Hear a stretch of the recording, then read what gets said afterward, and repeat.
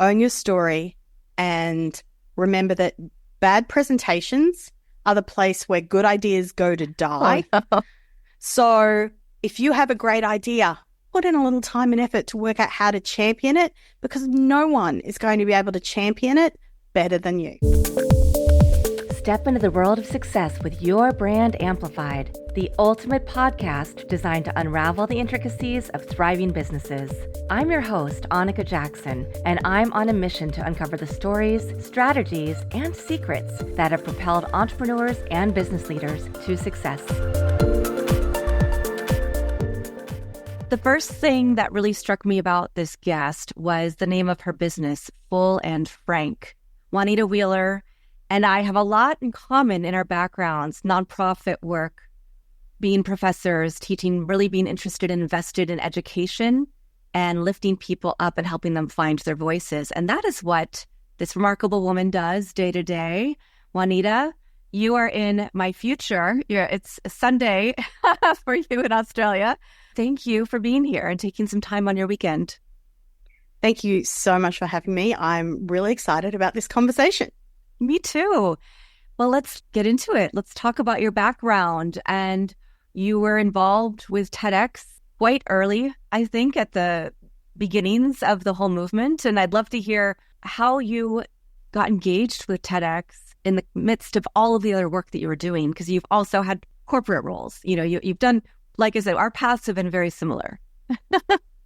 Yes, it's a long story. There's lots of parts to it, but Yeah. TEDx is something I'm incredibly passionate about. I'm the CEO and head of speaker coaching at TEDx Brisbane. Brisbane is where I'm located here in Australia, and it is a huge part of my life. So how I first got involved, to answer your question, I loved TED Talks. I just loved them. I was consuming them online all the time. And apparently I was talking about them reasonably often. Oh. I was doing my first master's degree. I've done 3 now, and it was an executive MBA. And someone who was in my cohort with me came and said, "You know, those TED Talks you're talking about all the time." She said, "Well, I've just seen that a TEDx event associated with TED is coming to our city, TEDx South Bank.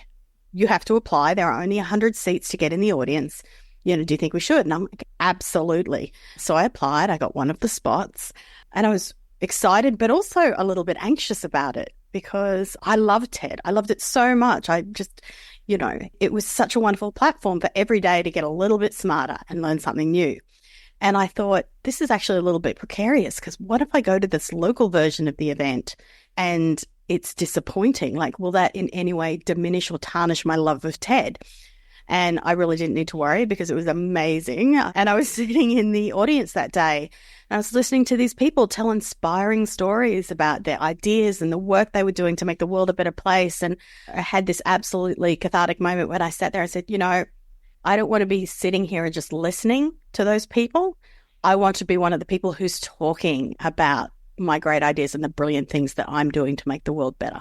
And so within about 6 weeks of that, and there were other factors, but, you know, within about 6 weeks of that, I quit my job in, you know, working as a director of global marketing and market development for one of the 20 fastest growing biotech firms based out of Austin in Texas, and just went, okay, no. And so that's how it started.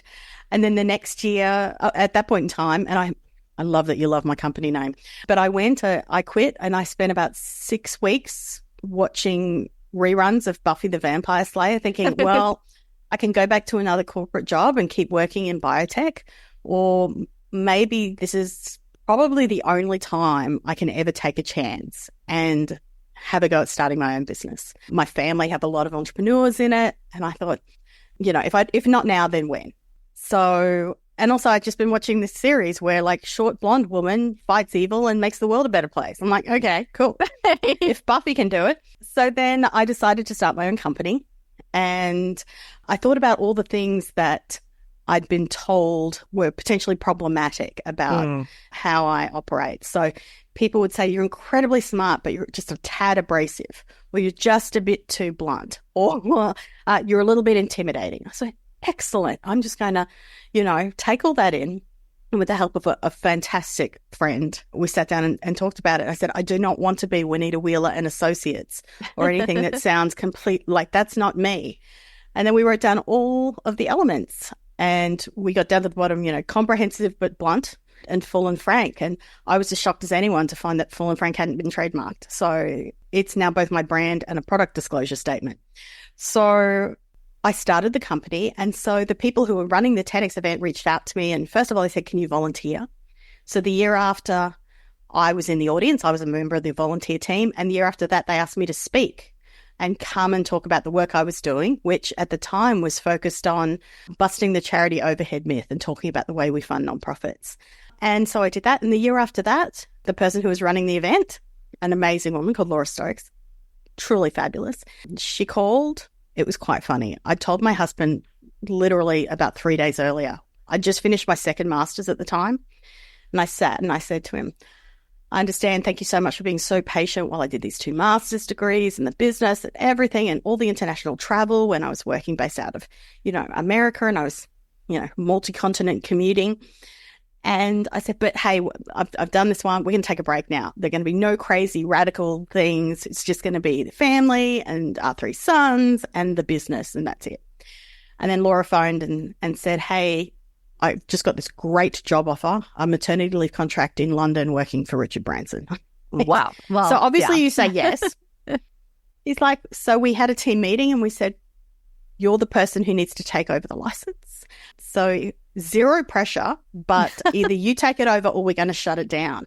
I'm like, I don't understand what your interpretation of 0 pressure is, but that's a lot of pressure. And it couldn't close. I loved it. They've done such an amazing job of creating this really powerful community in our city. And so I had to phone my husband and go, hi, honey, remember that really heartfelt and authentically commitment I gave you like 3 days ago that there was not going to be any radical big new projects? Sorry about that. But hey, I think we should do it together. So then it's not me tapping out of the family for like 4 to 6 months a year. Let's all of us, including our 3 adult sons, tap in and do it together. So that's what we did. And Amazing. We've been running it since 2015. Wow. I remember going to my first TEDx event in Los Angeles and not really knowing what it was, but being inspired. And then fast forward a few moves, a divorce, marriage, a divorce, all these different things. And now I have a 16-year-old and her school is hosting a TEDx next weekend. And she was like, we have to go to it. She'd heard about it. She wants to go. So we're attending one. And I love that it's inspiring her. And I know that when we get there and she actually sees it and hears all of the great speakers, it'll just continue inspiring. And that's what it's about, right? And that's also what you do with Full and Frank is you help people find their voice and inspire others. And I think it's through a lot of, just speaking to you just for these few minutes, I'm so inspired by everything that you've done. Well, thank you. I'm so glad you and your daughter are going to that event. TEDx events, I'm biased. They're amazing in that they do that. They provide great ideas. They give you information you wouldn't know. There's a broad diversity of topics. You never know what you're going to hear about or what's going to excite or resonate with you. And even if none of the topics that you hear about that day relate directly to something that you're doing, we get this amazing feedback from our events where people say, that was life-changing, not the subject matter, but I have now seen what others are doing and I'm inspired to go and do that in my life, about my issue, about the topic I'm passionate about. It's great. People say, look, it's a life-changing event. It's totally changed how I see myself and what's possible. And, everyone should get to go to one in their lifetime. And I couldn't agree more. Yeah. I'm going to ask you some more questions about TEDx, but I want to move to Full and Frank for a minute. You have a background, as you said, in marketing. You did international travel. You've been an educator. You still are, I believe. But you've been an educator off and on throughout your entire career. You've worked in nonprofits. What brought you to, okay, now I'm going to have my own company. This is what its name is going to be, but then identifying what your core competency would be in your business? Great question. So when I first started, to be really frank, which is me, it was a bit of a pendulum swing back from what I was doing in corporate. There had been a time where I truly loved what I was doing and I had fallen out of love. a little bit with it. It had become about dollars and spreadsheets and less about the impact that we were having in the world, though the products were amazing. So I was working, in the fields where it was about helping different countries. I was selling robotics and involved with marketing robotic products, like the world leader. So we were helping set up newborn screening programs in countries, and we were helping crime forensics and, international terrorism investigations using DNA and forensics analysis, newborn screening. So it was incredibly rewarding. But the further I got up in the company, the more removed I came from the front lines and the purpose of it. So I'd fallen out of love with what I was doing. And so when I first started up Full and Frank, I just said, okay, I only want to work with the do-gooders of the world. And in my mind at the time, I had a very narrow interpretation of that. So I was only taking on nonprofit clients and social enterprises and charities. And I was predominantly doing what I'd been doing for multiple decades, which was strategic planning, merger negotiations, international business deals, because that's what I had been doing, but just for this very unique group. And then as my role expanded, as I got more involved with TEDx, as I was dealing with this, people bringing out strategies and pitching for work, and I realized it didn't matter how wonderful my strategic plan was or my marketing strategy was. If people couldn't get up and sell it, then it wasn't going to be as successful as it otherwise could be. And one of the first instances was a client was trying to get a children's hospice established in Queensland. So Queensland's our state is about the size of Texas. And we had 0 children's hospices. Oh my gosh. Wow. Oh, unbelievable. So the people I was speaking to, they would have children with life-limiting conditions that were expected to last a few days after being born. And they were literally putting them in the maternity ward surrounded by people who had new babies and flowers and visitors. It was just horrendous, just really, really sad stories. And they had to, we had a great plan. I wrote, the tender docs and the strat plans.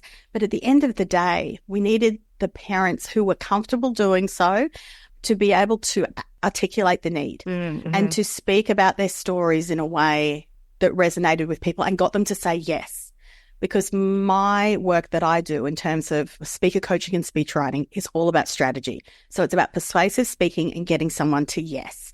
And that doesn't matter whether it's yes to legislative reform, yes to a funding request, yes to a grant application, a merger deal, selling a product, whatever. But there has to be a strategic yes at the end. And we work out how to get them there.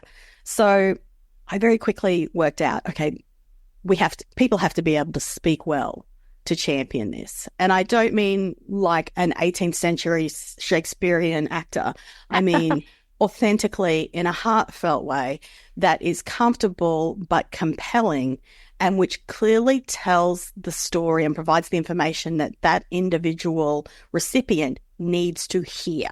Not what you think is sexy and exciting, but what they need to hear to get them to yes. So that became the favorite part of my job. So I was still doing the strategy. The 10% of my work was helping people deliver it and helping people to craft and shape the narrative. And then I was also doing things that were people started to understand, if I want to have a personal brand, and they should, and it's never too early to start with your personal brand. So whether that's a personal brand for my career trajectory within an organization, or whether that's my personal brand who wants to write a book or one day become a business owner or an author or a recognized speaker, whatever it is, you need to start growing your brand. And nothing amplifies you better as an expert than being held up as a speaker at a conference, a peak industry event, a TEDx talk, and which basically points to that person and says, listen to this person, they are the leading expert. So that was the most rewarding part of my job, is finding people and helping them who have brilliant ideas, but they're just not doing them justice at all. And so during COVID, like so many people, I had this epiphany and went, okay, currently that's about 10% of my work, not because it's not my favorite bit, but because I'm not actively marketing anywhere that's what I do. It's just, something is part of my process. And I just went, you know what? I've really loved the strategic planning and the market development and all of that stuff on paper, the case studies, proposals. But this is what I love. and I'm exceedingly good at it. So I just wrote a very lovely breakup letter with all of my clients and gave them 9 months notice and said, I love you all. In 9 months' time, I'm just going to be working on this part of what I do, helping people to have their voice heard, whether that's through corporate training, and I'll come in and do it for your whole team or for your executives or individuals for personal branding or TEDx speaking or prestigious stages. But this is all I'm doing. It fills me with passion. I get to see people take their place and own it and champion their ideas in the world. And I say, cool, that's what I'm doing. So that's how I came to be just focusing on the thing that is so rewarding and just fills me with joy every day. That's beautiful. And you're taking something, though, that people fear more than death and asking them to be willing to do it. Yes, it's really interesting, actually, the whole fear of public speaking. And I've learned a lot. I've now coached over 100 TEDx speakers, as well as a range, CEOs, entrepreneurs, executives, all levels of speakers. And the thing that I found is, first of all, glossophobia is the official term for a fear of public speaking.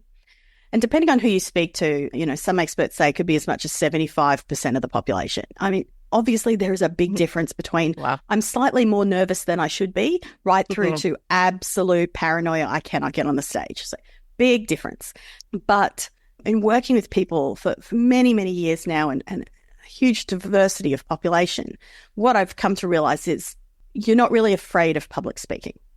There's something behind that. You're afraid of something else. So you're afraid of what your peers or your superiors will say, and we have a lot of that. People are like, well, who do you think you are to be giving a talk or to be positioning yourself as an expert at this? And, I'll have people usually once a year, one of my speakers who will say, I just had someone say, ask me how did you get a TEDx talk spot? And I'm like, cool, I'm going to explain exactly how you got picked, but also just let them, don't care. But, a lot of that is, there's a lot of issues about imposter syndrome, a lot of issues that stem from, not wanting to be judged, feeling they're not worthy, having, if you're a woman, having for years and years being told to sit down, be pretty, don't be bossy, don't talk too much.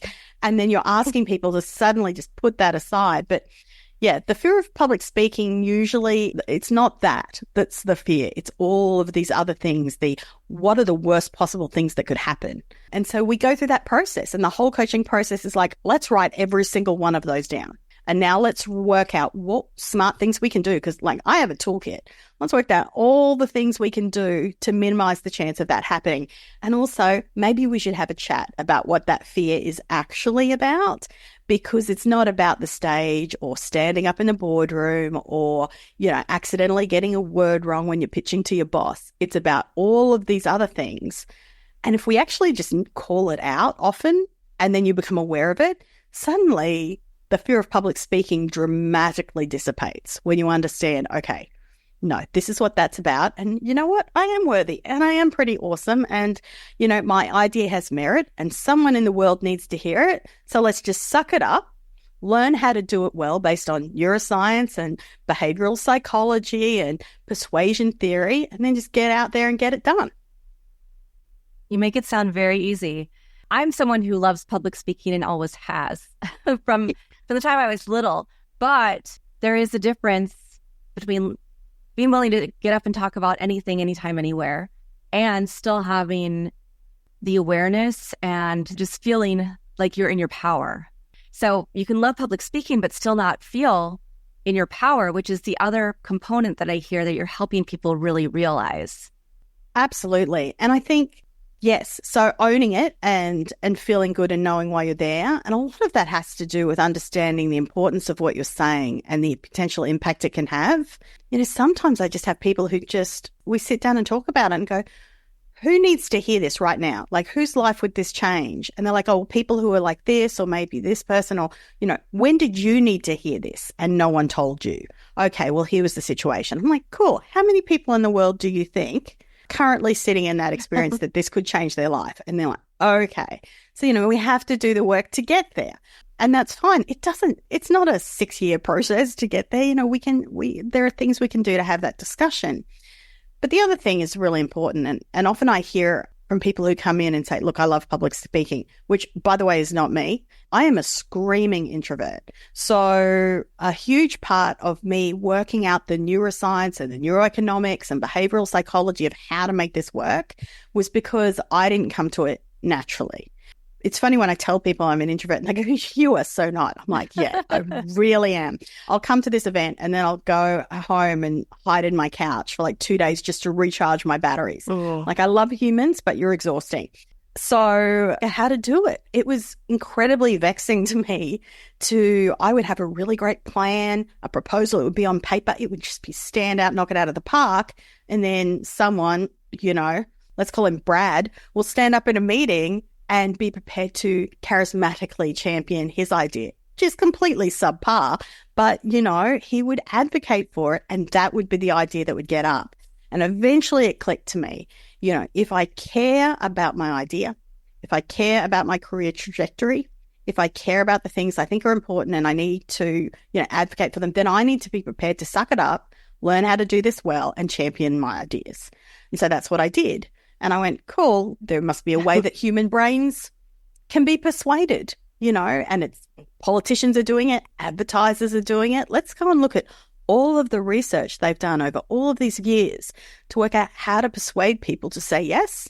And then how do I take all of that and embed it into my own system so I can help people to get there, which is a very specific type of public speaking. It's persuasive speaking. So it's very different to, sometimes we'll get people who will come in as potential TEDx speakers or clients and they go, I love public speaking.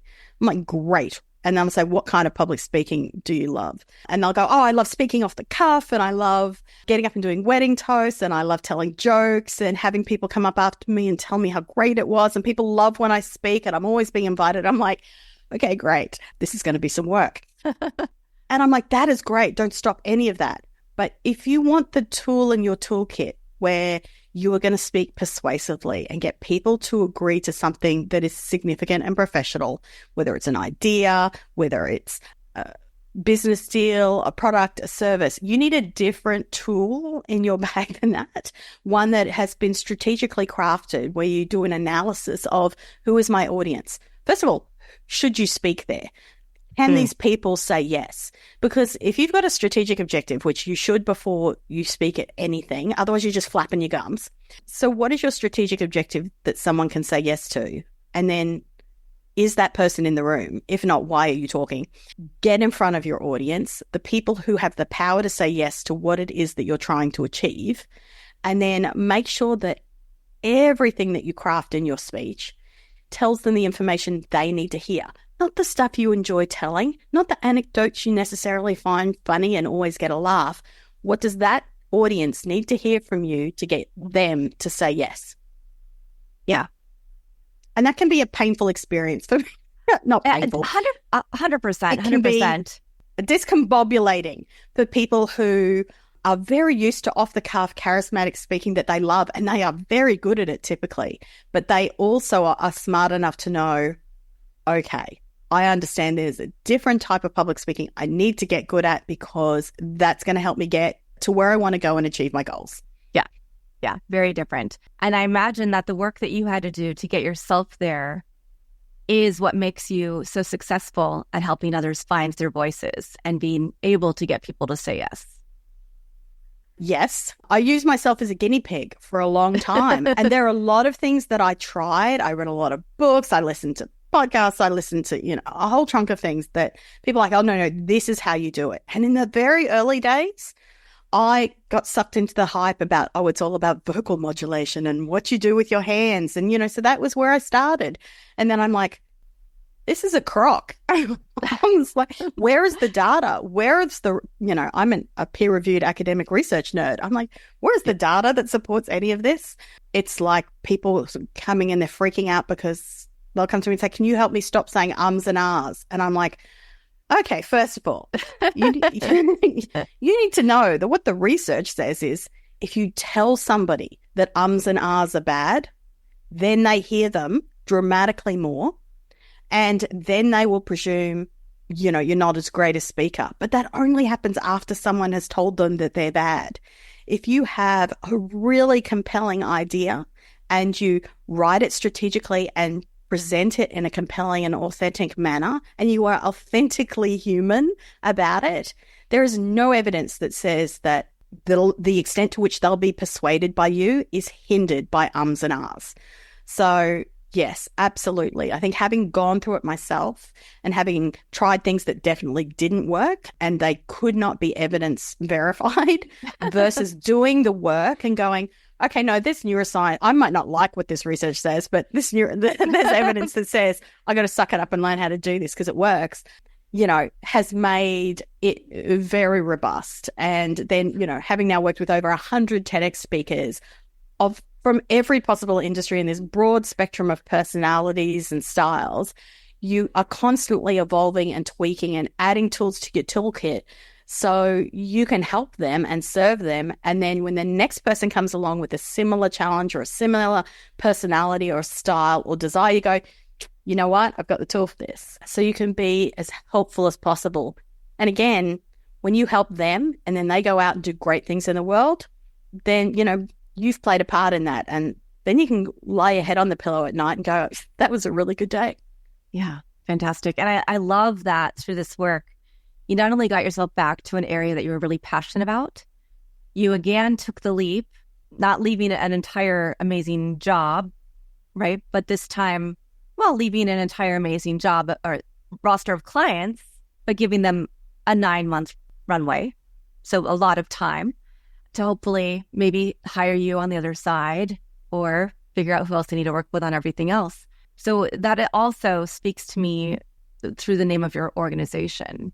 Full and frank, I also think about taking leaps, right? Like being willing to do the hard work, but also being willing to branch out and do the work that's going to fulfill you, because that ultimately will lead to more success. And those people that you help will go out and refer people to your organization, your company, for one of your services. And then, of course, TEDx. Did your entire family still work with you on TEDx? To various extents, yes. I mean, my husband is a head of production. So we couldn't do our event without him. Basically, anything that you see that happens on the stage or backstage that runs on time and like meticulously, like down to the second, the production run sheet is terrifyingly accurate. You know, that's all him, and it's wonderful. Like, we've been together 31 years now, and he's the best human I know. He makes me a better human. But I know that I can say this needs to be done, and here's why, and in this way, and it'll be done. I can just check that off, and I don't have to worry about it anymore because it'll be magnificent. And our other 3 sons, absolutely, you know, in different extents. Our eldest has just had a year or 2 off, but at different stages, you know, the boys have had roles. They're all incredibly talented professionals in their own right and very qualified. But we've had them as, you know, head of operations and one stage, you know, hosting and, you know, head of digital marketing and a range of roles. But yes, they're very involved. We always say TEDx Brisbane's better than Christmas for us. It's kind of like our family Christmas. We all get together, and instead of having small talk, we are all working together to put on this incredible event based on, you know, ideas and talks of innovation and ideas and values and things that as a family we very much are committed to, making the world not just better but a good place. And it's just wonderful to be able to share it with them. And we have a really big impact. TEDx Brisbane, our talks alone on the TEDx YouTube channel have amassed over 33 million views just for TEDx Brisbane talks. So, you know, we came to play, we've got game, and it's wonderful to be able to share that with our family. Yeah. I'd love to hear about one of your favorite TEDx talks that you've heard in this time, and also a favorite client story. And they could be the same or they might be different, because I know there's some intermingling with the work that you do. Yes, absolutely. Okay, my favorite talk. This is going to be really hard. We don't have favorites. Right. No. There's one, and I'll tell you why it was really important. So there is a gentleman called Dan Allen. I also highly recommend you go watch his TEDx talk. And he is one of the co-founders of an organization called Trademark and TEDx. So he is a tradie he's a carpenter, so a tradie, turned social entrepreneur. So what happened in his story is that he was working as a carpenter alongside his apprentice, and he got the phone call that one of his very, very dear friends had taken his own life. Oh. And so he was bereft. And he and his apprentice, who was helping him through it, they came quite close. And they were talking about how on construction sites, there is a complete absence of mental health services and support, and it's not really a talked about thing within the culture of that industry. And then they just kept coming back to this idea they should do something about it. And simultaneously, they were discussing about how the high-vis shirts that construction workers and tradies wear is like really boring and has been the same since like the 1970s. So they said, you know what, let's do something.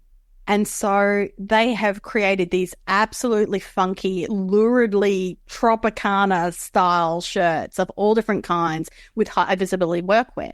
And across the back, it says, this is a conversation starter, which is their whole goal. So they sell these shirts.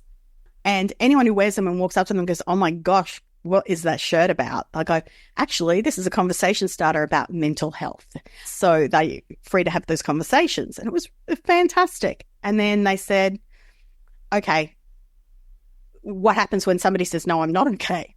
And so they said, well, we need to now set up another social enterprise that is the counselling services that's free for tradies. So 50% of the proceeds from trademark shirts, which are awesome, go to help fund and establish TEDx, which is the acronym for This is a Conversation Starter.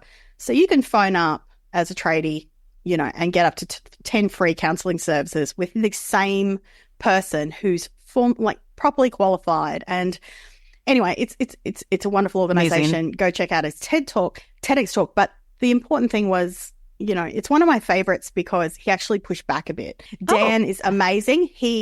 But he's used to going out. He and Ed Ross, his co-founder, they go out and they talk a lot to people on construction sites. They're always talking off the cuff.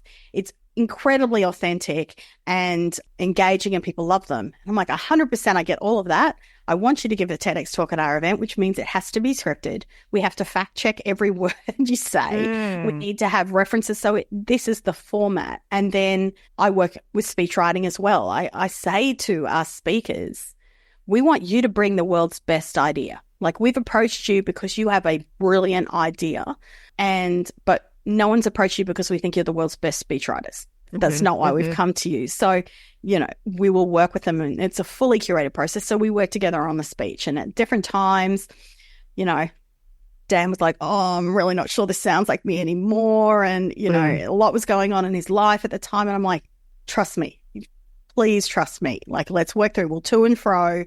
We'll make some tweaks, but please trust me. And, you know, as we got towards the end, he's like, I'm so happy with this. This is awesome. Oh.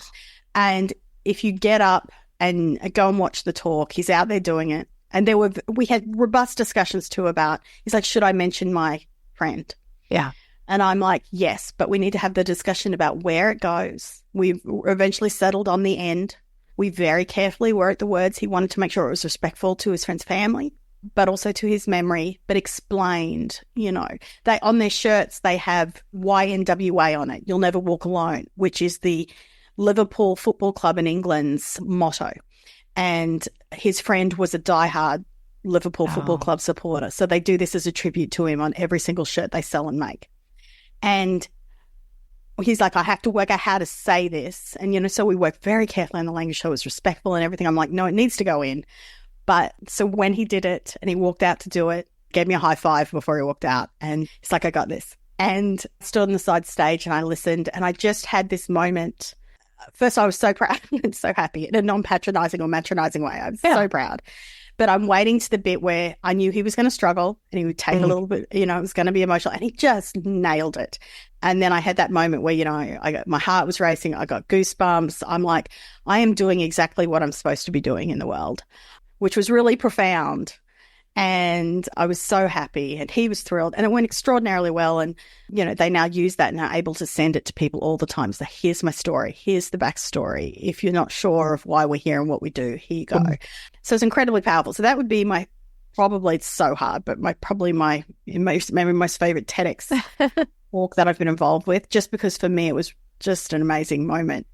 Also, he really really needed, he's a tradie. He's like, I really need to swear in this talk for this bit. Like, it's really important when script comes. I'm like, and eventually I'm like, I agree. Like, it's not swearing for swearing's sake. It's Australian punctuation, dramatic emphasis of something.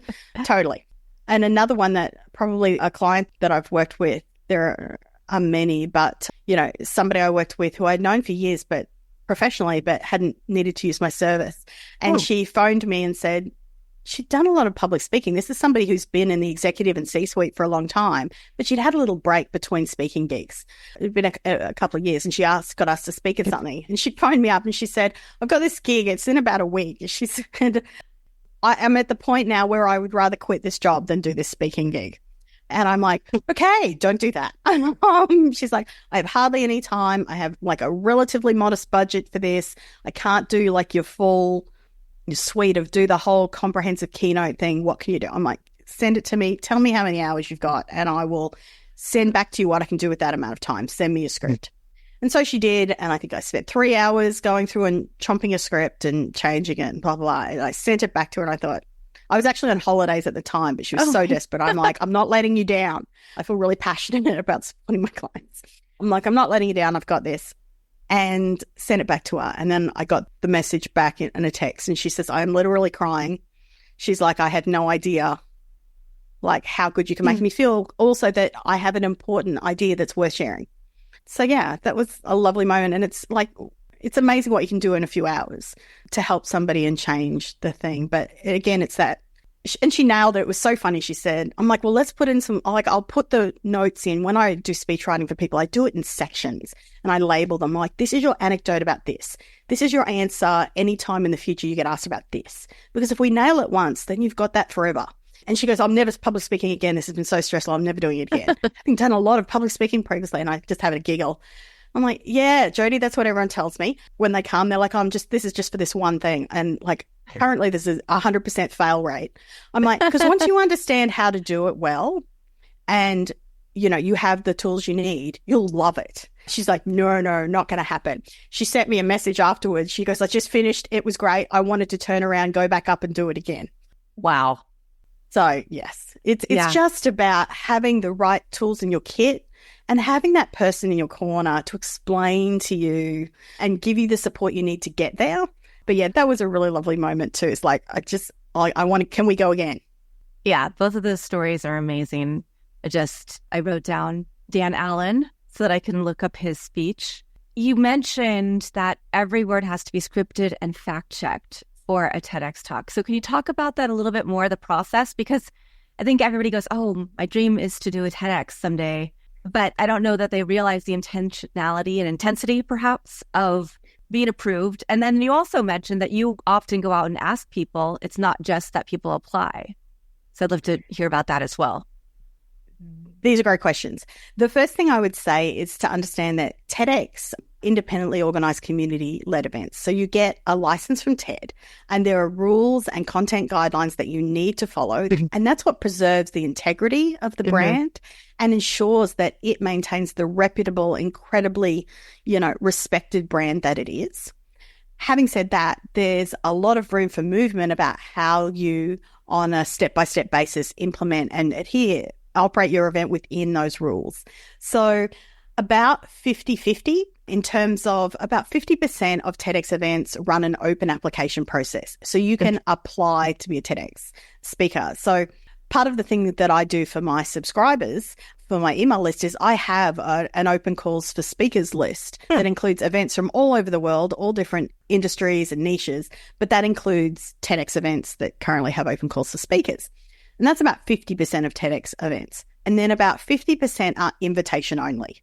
So ours, for the most part, is one of those. We will tap you on the shoulder. We are looking at about 120 people on our shortlist at any given time for future events. And we will watch them for up to 2 to 3 years. If somebody's you read something about them starting early stages of a report and that research won't be completed for 2 to 3 years, we will watch them until it's done. And so, or we think that's a good idea, but let's just see what happens with that. Or maybe that doesn't fit in with the theme this year, but we think, we want to keep an eye on that because one day. So yes, so for the most part, ours is a tap on the shoulder event, but we realized a few years ago, or fantastic woman who was in our curatorial team at the time, Jade Demnar, said, we have amazing people in our audience as well as on the stage. And so that we started a 1-minute pitch competition. So every year we run our event, even though all the other formal speaker spots are invitation only. So we run a 1-minute pitch competition at our event. You can put in your idea in 1 minute on video. Our team picks the best 6 to 8, and they get to stand up on our stage on event day and do their pitch, their 1 minute. And, there are winners and prizes. But the most important thing, I think, is that in subsequent years, every year, a number of our invited speakers are actually past finalists. It's got them on our radar, and we've gone, okay, yes. One of my favorite stories is a psychiatrist here in Brisbane. He did a 1-minute pitch, and it was about 3 life hacks for preventing divorce. And, how to prevent divorce while you're dating before you even get there. Yeah. And so he did his pitch, and then Jade grabbed me at lunchtime, and it was the break after the 1-minute pitch competition. And he was being mobbed by about 40 women who were all with notebooks asking him questions. And he was like, I think there might be something in this. I'm like, I think so too. Yeah. So we asked him to come back the next year to do a full talk. And we worked with him and went through the whole process, which I'll talk about a bit in a second. And then his talk, it went up. It was great. People loved it on the day. And then it actually got selected by TED.com. The head people in TED editorial team to be one of the feature stories. So it went up on the homepage of TED.com. Amazing. He's had over 4 million views. He got a book deal, but it all started with a 1-minute pitch. So if you are looking at a local TEDx event near you and you see that they have an open mic night or a pitch competition as a way to get on their radar, and you think, I'm not sure it's worth it, think of George Blair West and his, TED Talk that's now had over 4 million views, because that started with a 1-minute pitch. So it doesn't matter how you get a foot in the door. If you have a great idea, you'll find a way. And in terms of the second part of your question, which was about the process of actually writing it, well, that just like the way people are selected for TEDx talks, the process people use for their curation and their speaker coaching and development is different from TEDx to TEDx. We are a very, very intensive TEDx event about it. We are very, very serious. We came to play. And also we have the benefit of, this is what I do professionally. Other TEDx events have the most jaw-droppingly beautiful production values, for example. And typically that's when people who are on their volunteer team, that's their background. That's what they're great at. So every TEDx event is great, but they have a different flavor.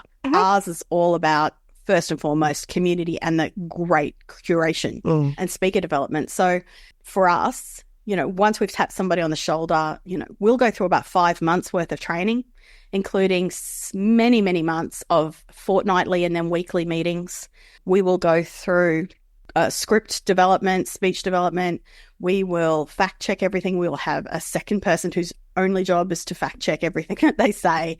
We will then, they bring the idea. We will put it into its best, purest, most authentic form, TED style, but with their absolute input and being authentic to their voice. Yeah. And then we have to come to a point where we agree on it. And then we work with them to go 6 weeks out, it has to be memorized. They can sound like a robot at that point. That's not a problem. You're just memorizing the words. It's not, and then because we know the last 6 weeks, you'll put all the human back in it. You'll put all of you back in it. But, we need to know that you're going to be able to have it locked and get up on the day without struggling to remember the words, because you were all about the performance in the last 6 weeks. And it is a performance. If it wasn't a performance, you'd send it by email. So, everyone's just got to suck that up. But it's very different. And similarly, the applications are applying for a TEDx event that does have open applications. Some will just get your details and where you're from or any connection you have to that location or that university, because often people curate about 80% of their speakers will be locally, and then they'll have some that come from outside of town. And some will say, just give me your idea in 125 words, which is really common. Others will say, can you give me the first paragraph of your talk in a video? So what you're asked for in interview in applications can be very, very different from one event to the other. And that's reflective of they are all independently organised events. Yeah, that makes a lot of sense. So you have to go through the system, see which events you might want to apply to, perhaps watch some of the speeches, go to the events in person to really get a feel for what they're like to make sure that they're right fit for you as a speaker. It's not just, oh, I want to do a talk. I'm going to just submit to everybody I can, which I think sometimes people probably do. So yeah, look, that definitely happens. And it's funny because, first of all, in the same way that recruiters can spot generic resumes when people apply, TEDx organizers are pretty savvy and they can spot generic applications. So don't do that. At least put in the time and don't leave it to last minute. You know, you want to put some time in earlier. You need to be checking these things as far out as possible and going, does this one need a video? Do they need a headshot? Do they just need a single sentence of my idea in 12 words or less? Or do they want, you know, references? What are they looking for? So you have enough time to prepare. The other thing is to say, okay, I'm going to go and pitch. Where do I have a connection with? Where was I born? Where have I lived in my life? Which universities have I attended? What do I have any connections with any of these places? Because they're good places to start with. And make sure in your application you cite your connection to that place or that university or that school, because often they're looking for someone linked to them. And the other thing is to also look out for events that have a theme that directly relates to what you do. So there is a type or a style of TEDx event, particularly called salons, which are typically shorter and a bit smaller than major events, but you will check, but most of them will still record your video and it will go up as a fully accepted TEDx talk. But you might, for example, live in Florida and you go, oh, cool, I could apply here. But you might also see that a TEDx in LA is having a special salon on space.